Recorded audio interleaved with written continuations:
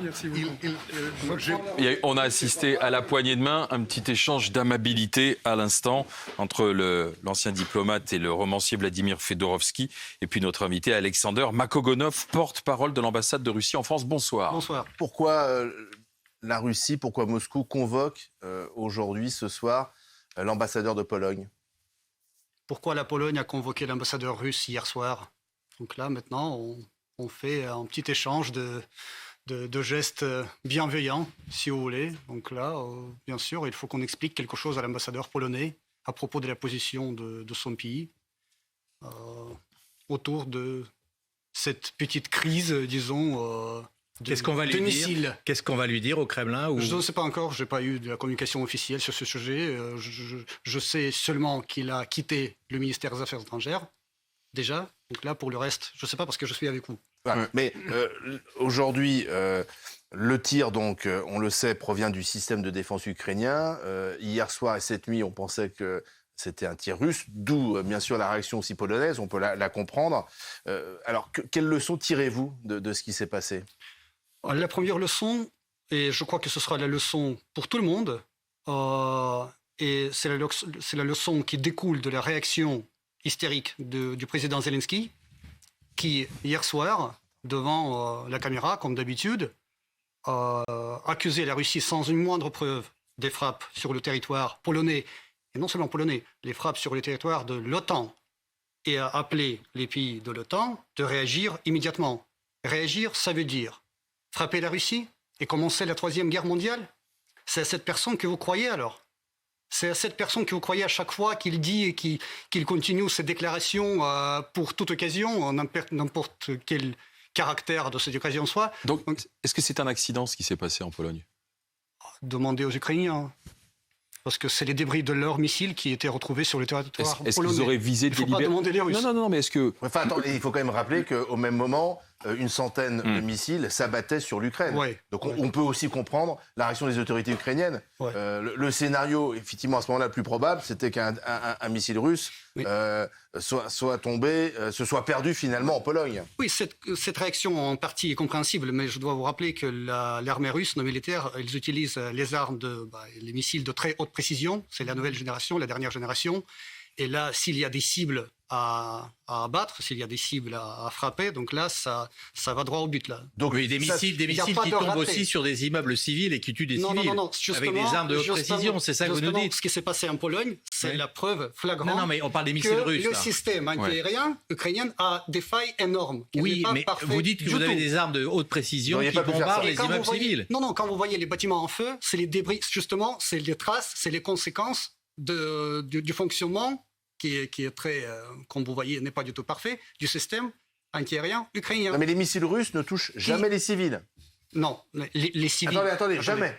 Mais écoutez, quand les militaires russes frappent un objet d'infrastructure militaire ou énergétique, mais ce n'est pas les civils qui sont les cibles. Non, mais il y a eu des gares avec des passagers, il y a eu des trains qui ont été visés, il y a eu des morts partout, à Kharkiv. Quand un obus ou un missile s'éclate, bien sûr, il y a quand même, il y a une certaine zone qui est en danger. Ça, c'est évident. Bon, ça, c'est dans n'importe quel conflit militaire. Mais que cherche Poutine aujourd'hui en bombardant avec 85 missiles l'Ukraine hier? Que cherche le Kremlin? Que cherche l'Ukraine en continuant à bombarder les villes russes dans les régions limitrophes? Mais vous ne répondez pas à la question du 10, ça. Non, mais d'abord, répondez-moi à cette question. C'est la même question. C'est l'inverse. Nous, on est là pour poser des questions. C'est la réponse. Moi, je vous pose la question. Il y a eu 85 missiles tirés. Que cherche le Kremlin en tirant sur l'Ukraine? Mais je rappelle que nous sommes en état d'un conflit militaire. C'est une guerre.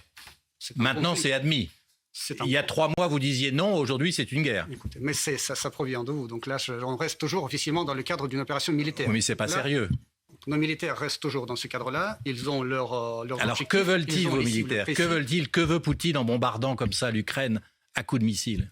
Écoutez, mais vous savez, dans l'antenne de votre chaîne ou d'une autre, je n'en rappelle pas, j'ai entendu un point de vue assez intéressant, c'était un ancien militaire qui a dit que dans n'importe quel conflit militaire contemporain, les objets d'infrastructure énergétique constituent la première cible. Et ça, c'est vrai, c'était comme en 1999 à Belgrade, c'était comme en 2003 à Bagdad, pareil. Non, mais que veut-il? Il veut toujours renverser le régime ukrainien. Quel est l'objectif aujourd'hui? Pas du tout. Alors, quel est l'objectif? Je vous pose tout simplement la question. Je ne peux pas vous commenter les décisions de nos militaires. Ils ont leurs objectifs à eux. Donc là, tout se passe selon le plan. Kherson, les militaires russes qui sont partis de Kherson, c'est une défaite? Pas du tout. C'est pas une défaite, c'est un recul qui est expliqué par la nécessité de préserver les vies de nos militaires et de ne pas les jeter dans ce bourbier pour rien. Mais Kherson reste une ville russe? Ça reste une ville russe. Donc vous allez reprendre Kherson? Je crois que c'est une évidence. C'est inévitable, c'est la question du temps. Qu'est-ce qui est une question de temps? Reprendre Kherson, qui est une ville russe qui reste toujours le centre administratif de la région de Kherson. Donc l'idée, c'est de se replier pour mieux contre-attaquer? Pour mieux s'organiser, pour se réorganiser, pour se concentrer, pour avoir des renforts peut-être, pour bien planifier Mais ça vous la semble défense possible d'abord et peut-être une contre-offensive. Moi, je ne sais pas, ça relève des militaires. Est-ce qu'il vous semble possible de reprendre cette ville où on a assisté à des scènes de liesse d'une population de femmes, d'enfants, de grands-mères qui accueillaient avec des drapeaux ukrainiens? Ça vous semble réaliste et possible, imaginable que l'armée russe fasse une contre-offensive pour reprendre Kherson? C'est ça que vous nous dites? En fait, c'était une très belle mise en scène, un très beau jeu. Non, c'était les civils, bien sûr, mais c'était un très beau jeu devant les caméras. Mais tout d'abord, il faut compter alors le nombre de ces gens-là. Combien? 200, 300? Vous avez vu cette poignée de gens? Pas trop nombreux en fait. Mais vous connaissez le nombre de civils évacués de Kherson? Ça dépasse 120 000. Oui, évacués Donc par là, les Russes. les gens qui ne veulent plus rien avoir avec l'Ukraine, qui lient leur destin complètement avec la Russie. Les 120 000 évacués, ce sont des gens qui sont partis de leur plein gré vers la Russie parce qu'ils ne voulaient plus avoir affaire avec le pouvoir. Ils étaient obligés de partir parce que les gens qui vivent sous bombardement chaque jour quand même doivent choisir à un moment donné entre les vies et la mort. Ma question était, est-il imaginable que le Kremlin lance une contre-offensive pour reprendre cette ville qui a été libérée? Ça relève de la compétence de nos militaires, mais en tout cas, vous pouvez imaginer que si de jure ce territoire est russe, car cette région a été rattachée à la Russie, donc là, bien sûr, nos militaires... En tout cas, ce qu'on comprend, c'est que la Russie ne veut pas attaquer l'OTAN, l'Alliance Atlantique. Ça, c'est clair. Vous ne voulez pas de débordement de la guerre en Europe? La Russie n'a jamais menacé l'OTAN, jamais de son histoire, disons, contemporaine. C'est l'OTAN qui s'élargissait vers le territoire russe, mais pas la Russie vers le territoire de l'OTAN. Donc là, il faut s'en souvenir. Et donc là, maintenant, ça reste toujours d'actualité. La Russie ne menace pas l'OTAN. Elle ne veut pas, bien sûr, la guerre, comme le veut le président Zelensky, en appelant toujours l'OTAN à intervenir. Alors, Alexander Makogonov, en revanche, en Russie, on commence à entendre des critiques de plus en plus fortes, de plus en plus vives sur cette opération, parce que c'est l'expression que vous employez vous-même. On va voir ça avec vous, Magali Chalet. Oui, des critiques fusent de toutes parts. D'abord sur le terrain, par les soldats qui dénoncent par exemple l'absence d'équipement. Dans la vidéo que vous allez voir, les soldats racontent qu'ils ont dû eux-mêmes acheter leur propre casque et leur propre gilet pare-balles. Écoutez-les. Voici mon groupe d'assaut qui se prépare pour une mission. Voilà avec quoi nous devons mener l'assaut. Avec ces casques de construction.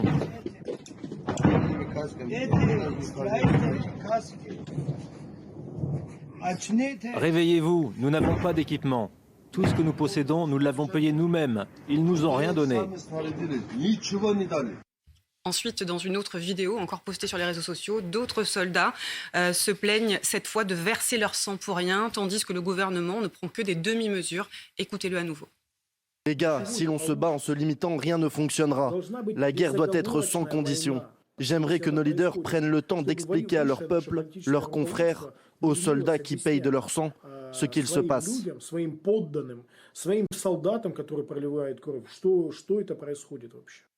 Et même son de cloche à la télévision nationale russe, où des experts remettent en question les stratégies militaires de Vladimir Poutine. Pour le spécialiste que vous allez voir, la prise de Kiev n'est pas réaliste. Selon lui, pour ne pas capituler, il faut absolument trouver des diplomates créatifs. Écoutez. En ce moment, la Russie a besoin d'une diplomatie très créative et d'une utilisation nouvelle de ses forces militaires lorsque c'est nécessaire, de manière à passer de Charybde en Scylla. Scylla étant la capitulation et Charybde... D'accord, donc le choix, c'est soit entre se rendre maintenant ou se rendre de force plus tard, c'est ça? Soyons réalistes. En 8 mois et demi, la Russie a gagné 100 combats, un centre régional, et a tout de même dû le quitter. Réaction, M. Makogonov. Critique sévère des experts. Et puis sur le terrain, on a des soldats qui finalement se battent avec un matériel défaillant. Tout d'abord, il y a beaucoup d'infos et d'infox qui circulent sur Internet et dans les réseaux sociaux. Il y a les témoignages qui sont absolument faux et qui sont truqués. Tous ces témoignages sont truqués ? Non, y compris par les Ukrainiens, c'est fait exprès. Mais bien sûr, il y a des témoignages qui sont vrais. Donc là, mais en tout cas, c'est les signaux, c'est les messages qui sont pris en compte, bien sûr.